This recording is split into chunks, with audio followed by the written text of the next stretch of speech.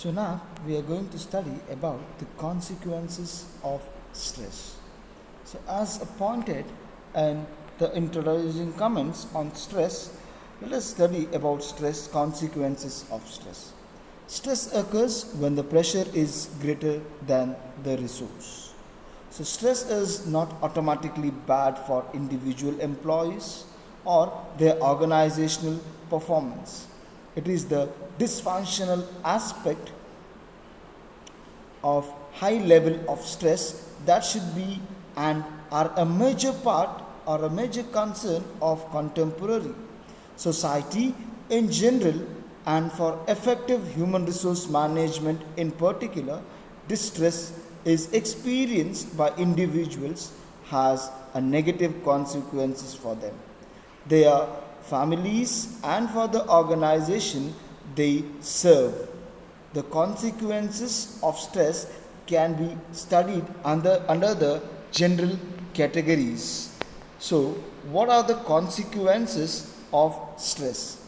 So, basically, distress is experienced by individuals have negative consequences for them, their families, and for the organizations that they serve.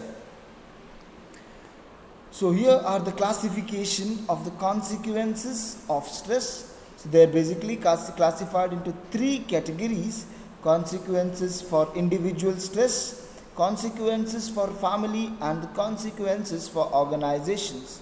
Under the individual stress, which we are going to study right now, has classified into three different categories: psychological symptoms, physiological symptoms, and behavioral symptoms. So, what is the consequences for individual stress? So, high degree of stress are typically accompanied by severe anxiety, frustration, and depression. So, what is a psychological symptoms? In the initial stages, the major concern of stress was directed at psychological symptoms. The reason was that this topic was researched by specialists in the health and medical sciences. So, psychological symptoms given by a business week are as follows: that is, stress, anxiety, depression. So, what is stress? Irritability, insomnia, alcohol and food abuse, physical changes including rapid breathing and increase in heartbeat, tensed muscles, prolonged stress can cause muscular twitches, skin problems, baldness, and sexual problems such as impotence. So, if at all we take this stress, we will have all these problems. Next one is anxiety. So, what is anxiety? Excessive worry, irritability, anger, nervousness, as well as inability to concentrate, or sleep. Physical changes include palpitations, chest pain, and dizziness.